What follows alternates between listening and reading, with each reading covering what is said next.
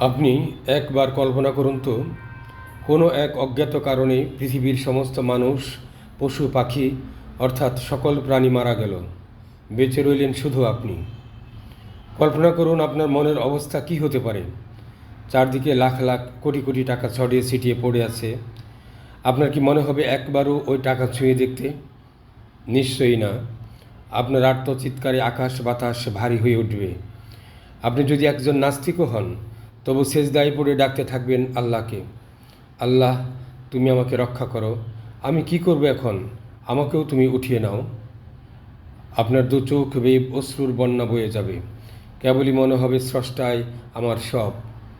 সৃষ্টি এবং স্রষ্টা, এ দুটো বিষয় আপনার কাছে স্পষ্ট হয়ে উঠবে ক্রমশ। স্রষ্টাই হয়ে উঠবে আপনার একমাত্র আরাধ্য। স্রষ্টা এবং সৃষ্টি মুখোমুখি, একান্ত সন্নিকটে। এখন আপনি বলুন, পৃথিবীতে আপনি শুধুই একা, আর এই অবস্থাটাই তো আপনার জীবনের আসল অবস্থা হওয়ার কথা। এটাই তো হওয়া উচিত আপনার সার্বক্ষণিক চিন্তা ভাবনায়। আপনি যদি মনে করেন এই পৃথিবীতে আমি ছাড়া আর কেউ নেই, কেউ আমার কোনো কাজে আসবে না, এই পৃথিবীকেই যদি মনে করেন কিয়ামতের ময়দান, অথচ এটাই সত্যি। এই পৃথিবীতে কেউ আপনার আপন নয়, পরকালে কেউ আপনার কোনো কাজ আসবে না, শুধু আপনি একাই পৃথিবীতে। এই পৃথিবীতে আপনি যা করবেন, যে নেক আমলনামা সাথে নিয়ে যাবেন, সেটাই হবে আপনার একমাত্র সম্বল।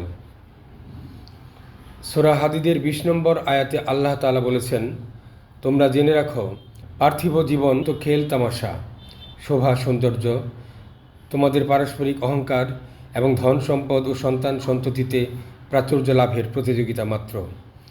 এর উপমা হলো বৃষ্টির মতো, যার উৎপন্ন ফসল কৃষকদেরকে মুগ্ধ করে, তারপর শুকিয়ে যায়, ফলে তুমি তাকে হলুদ দেখতে পাও, অবশেষে তা খড়কুটায় পরিণত হয়। আর আখিরাতে আছে কঠোর আযাব এবং আল্লাহর ক্ষমা ও সন্তুষ্টি। বস্তুত পার্থিব জীবন ছলনাময়, ভোগ ব্যতীত আর কিছুই নয়। এখানে পার্থিব জীবনের ভোগ্য সামগ্রীকে ফসলের সাথে তুলনা করা হয়েছে।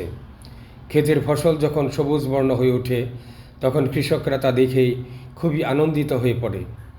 কিছুদিন পরেই তা আস্তে আস্তে শুকিয়ে হলুদ বর্ণ ধারণ করে এবং খড়কুটায় পরিণত হয়। একইভাবে দুনিয়ার সাজসজ্জা, ভোগ বিলাস, সন্তান সন্ততি এবং অন্যান্য সমস্ত জিনিস মানুষের অন্তরকে খুশিতে ভরে দেয়। কিন্তু এই পৃথিবীতে মানুষের জীবন খুবই ক্ষণস্থায়ী, যার কোনো স্থায়িত্বই নেই। তাই এসব পার্থিব বিষয়কে গুরুত্ব না দিয়ে আল্লাহর নির্দেশ মোতাবেক পবিত্র কোরআন অনুযায়ী নিজের জীবন পরিচালনা করাই হবে সর্বোত্তম কাজ, এবং এটাই জীবনের সার্থকতা। এখন প্রশ্ন জাগতে পারে, তাহলে কি আমরা সংসার ধর্ম ত্যাগ করব? না। সন্তান সন্ততি, পরিবার পরিজন, পারিপার্শ্বিকতা ছাড়া তো মানুষের বাঁচা সম্ভব নয়। সংসার প্রতিপালনের জন্য বৈধ উপায়ে উপার্জনও ইবাদতের একটি অংশ বলে বিবেচিত। সেই ক্ষেত্রে নিয়ন্ত্রণে আনতে হবে আমাদের মানসিক অবস্থার। বেরিয়ে আসতে হবে কিছুক্ষণের জন্য এই পারিপার্শ্বিকতার বাঁধন থেকে। কল্পনায় দেখতে হবে স্রষ্টা আর আপনি মুখোমুখি দাঁড়িয়ে আছেন। প্রতি ওয়াক্ত নামাজে এটাই তো হবে আল্লাহর সাথে আপনার সাক্ষাৎ। আবার আগের কথায় ফিরে আসি। আপনি পৃথিবীতে একা, চারদিকে শুধু হাহাকার, কেউ আপনার কাছে নেই। সমস্ত মন প্রাণ জুড়ে শুধুই স্রষ্টার কাছে প্রার্থনা, আল্লাহ, তুমি আমাকে রক্ষা করো, আমাকে মাফ করে দাও, আমাকে তোমার কাছে ফিরিয়ে নাও। এরই মাঝে হঠাৎ করে দেখলেন দূরে কে যেন এদিকে আসছে। আপনি দৌড়ে চলে গেলেন তার কাছে। সেও আপনাকে পেয়ে খুশিতে আত্মহারা। কিছুক্ষণের জন্য হলেও স্রষ্টাকে ডাকার কথা ভুলে গেলেন। অল্প কিছুক্ষণের মধ্যে আরও কয়েকজনের সন্ধান পাওয়া গেল। ফিরে আসলো কিছুটা পারস্পরিক নির্ভরশীলতা, এখন যেন স্রষ্টার কাছ থেকে আরেকটু দূরে। এভাবেই যখন আস্তে আস্তে সবাই পৃথিবীতে ফিরে আসলো, ঠিক যেন আজকের এই অবস্থায় আমরা সবাই ব্যস্ত যার যার কাজে, অর্থ সম্পদ, খ্যাতি যশ, এসব কিছু বৃদ্ধির জন্য দিনরাত ব্যস্ত। বেমালুম ভুলে গেলাম আমরা সবাই আমাদের স্রষ্টা মহান আল্লাহর কথা।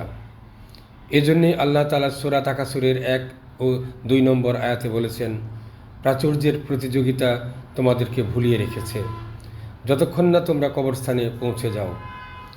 এখন যদি তুলনা করা হয়, পৃথিবীতে একদিকে আপনি একা, আর কেউ নেই, অপরদিকে আজকের এই পৃথিবী, চারদিকে কোটি কোটি মানুষ, কত আত্মীয় স্বজন, বন্ধু বান্ধব, সারাদিনের ব্যস্ততা, একটু সময়ও নেই আল্লাহকে স্মরণ করার।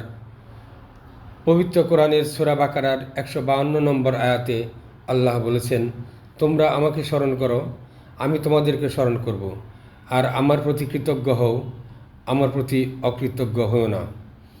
এখন আপনি যদি আল্লাহ তাআলার ইবাদত করতে চান, তাহলে আপনাকে কল্পনায় ফিরে যেতে হবে। আপনি শুধুই একা, কেউ আপনার কোনো কাজে আসবে না। এই পৃথিবীতে আপনি এসেছেন একা, আপনি চলে যাবেনও একা। পৃথিবীর এত সব লোকজন, এত ঐশ্বর্য, বিত্ত, বৈভব, এত ব্যস্ততা, কোনোটাই কাজে লাগবে না। যাদের নিয়ে পৃথিবীতে আপনি এত ব্যস্ততার মধ্যে দিন কাটালেন, তাদের কেউ আপনার সাথে যাবে না।